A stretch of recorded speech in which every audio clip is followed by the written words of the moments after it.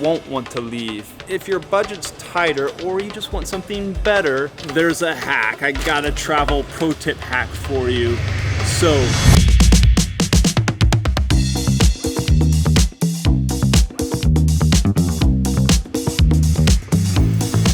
if someone asked me where to go in Italy, after 20 years of living here, this is what I would tell them. 15 unforgettable places in 15 minutes. Places I visited, revisited, sometimes regretted, a few that still haunt me, but in a good way. So you and I are blitzing through 15 destinations, 1 minute each. Some you heard of, others hidden gems. But there's one place that still calls my name after all these years, and we're saving it until the end. Trust me, you'll want to stick around. Right there, Rome, the capital of Italy. It's crowded, chaotic, and hot.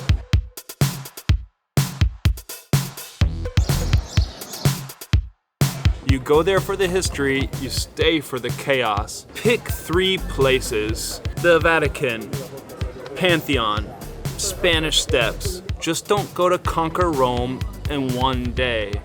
You want something calmer? Stay across the river for a few nights in Trastevere. There you can wake up early, go see the Colosseum without elbowing your way through a tour group. And then afterwards you have time to sip a cappuccino and watch the rest of the world go by. Tuscany. Florence gets all the headlines, but the real action is in the hills. Let's see if I can get this right now. South of Florence, over here before Siena, you got Val di Orcia, Val di Elsa, and all this area in the hills south of Siena. These areas look like Renaissance paintings because, well, they were. But just don't get lost in Instagram photos and posting for social media. Get lost driving your car along country lanes. Look for a farmhouse that still has its menu handwritten on a chalkboard. Dine there, drink some, oh, we're out of time. Okay, let's see if we can do this. The Amalfi Coast, the beauty unreal, the roads also unreal. If you think you're the only one who wants to do this coastal drive, think again. But there's a hack. I got a travel pro tip hack for you. So take the boat from Naples. That way you can float along past Capri, past Positano, and see the whole coast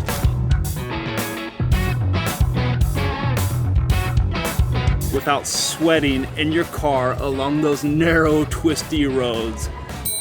All right here, Pompeii. You see Vesuvio, there's Pompeii right there. Yes, it's worth it, especially if you're in Naples. But if you want to see something beautiful, something ancient, magical, without a busload of tourists breathing down your neck, leave Campania, go way over here to Basilicata, a region most tourists never get to, and visit Matera. You still get all that ancient magic, beautiful homes carved in stone, but without some megaphone wielding guide.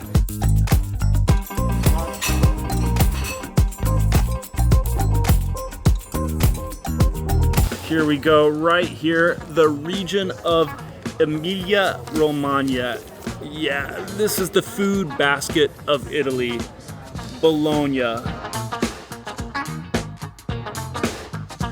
Modena, Parma. If you want to eat in Italy and you don't come here, well, you made a mistake. Think mortadella, balsamic, parmigiano, tagliatelle a ragu, prosciutto. But just don't plan a diet around this trip. So if you come here, bring your appetite and maybe a pair of stretchy pants. Okay, so we're way up here in the north in the region of Lombardia, Lake Como.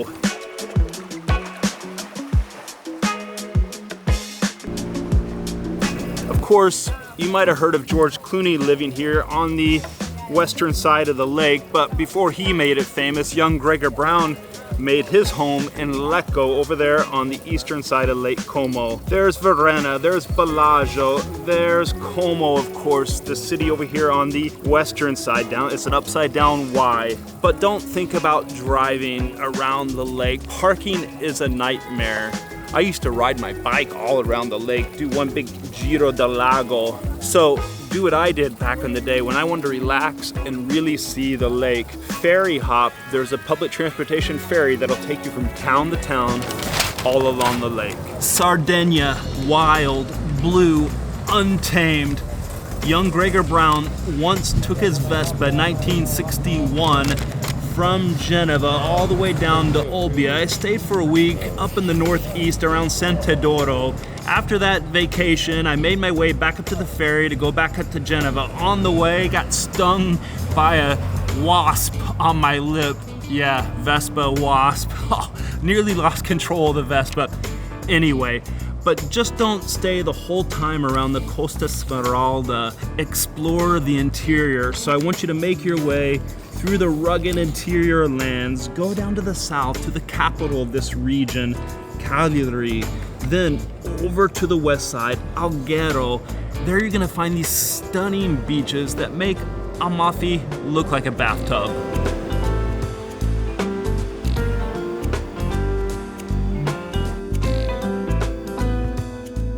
Napoli or Naples, right down here in the south. Italy unfiltered, pizza, volcanoes, Maradona murals. It's all here. But it's not for the faint of heart.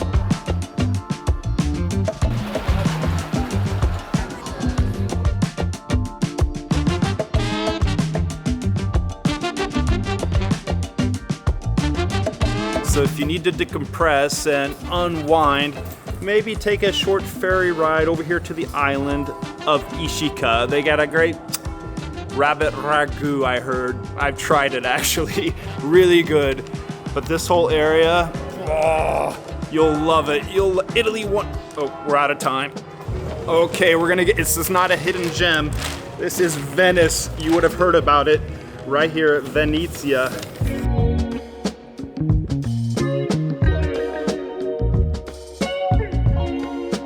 It floats, it stuns, it scams. It's magical, yes, if you stay 2 nights and avoid those restaurants with photos on the menu.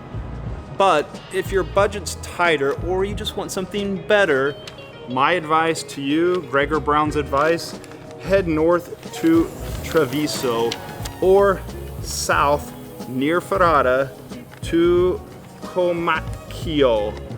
So you still get the same canals, but without the tourist tax. Gran Paradiso, right there in the Val d'Aosta, way up in the northwest of Italy.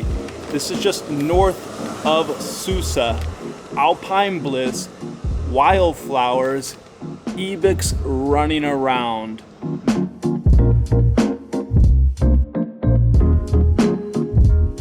But bring your hiking legs.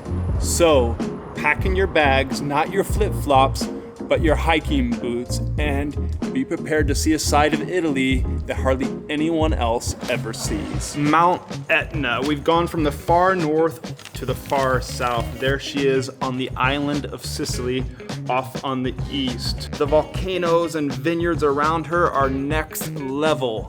But she's not referred to as her for nothing. She erupts when she wants to. So go with the guide and drink the wine. You might not see lava, but you'll taste fire. Cinque Terre, in the region of Liguria, up in the north, near Geneva. There we are, right there. It's gorgeous, but it's mobbed. But if you want, you could take the train in every day, and that's what I recommend.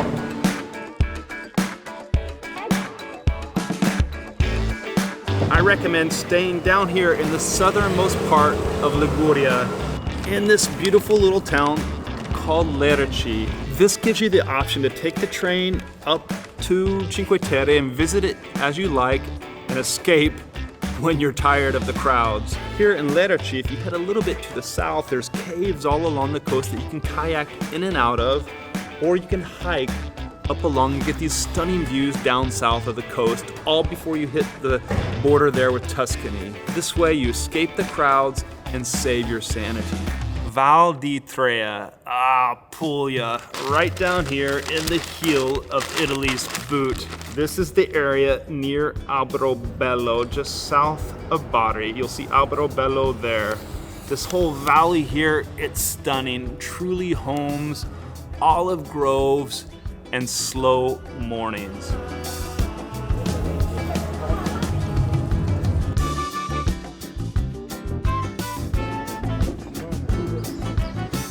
But just don't do Alberobello, the Disneyland version of this area. So instead, what I want you to do is rent a villa. Maybe in the area of Cisternino or Loco Rotondo. I've done it so many times before. It's life-changing. It's Italy how it should be. Trust me, you'll thank me later. Milano. Doesn't that sound much better? Milano? Right there, the business and financial capital of Italy. It doesn't scream Italy, and that's why I like it.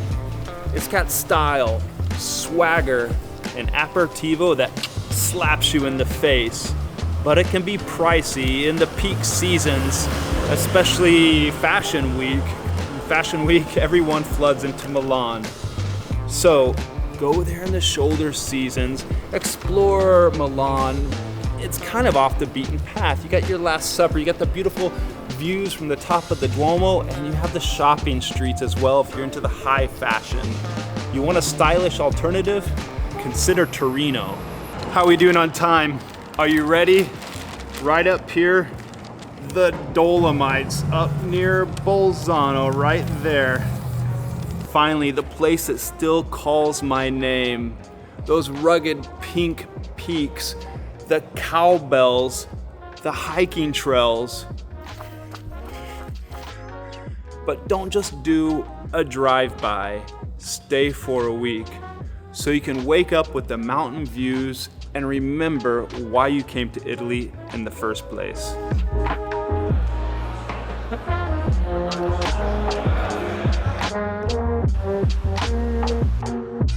I have great news for you. I just created a new PDF e-guide, Italy Unlocked. It has everything in there and you can download it, have it on your phone, offline, in your pocket for when you're traveling around Italy.